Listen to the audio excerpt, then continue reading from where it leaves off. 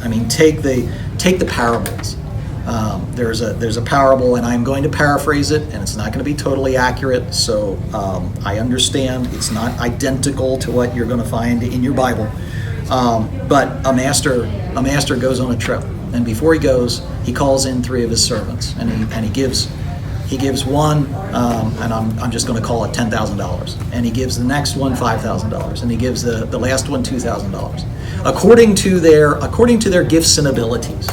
Okay, and he goes away, and many months, maybe years later, he comes back, and he calls the servants in, and he says to give quote account, and the one with 10,000 comes back in and says here.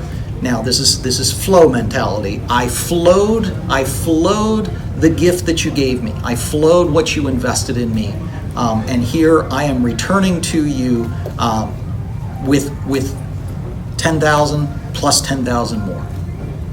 And the master says, "Good and faithful servant, well done.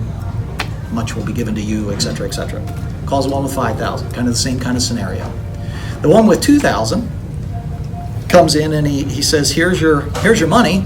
I went and buried it in the backyard because and here's I didn't flow it.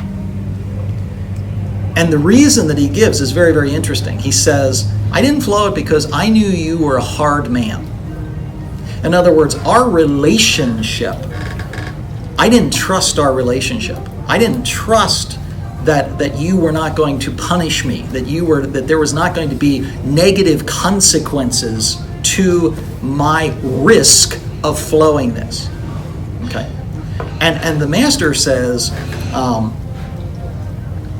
you didn't trust in our relationship. At least you could have put it with the lenders. At least you could have put it quote in the bank, in the safe environment. But you were so mistrustful of our relationship. Okay, that you were not able to flow it. Okay. We are not in a master-servant relationship. We are in a father-son relationship.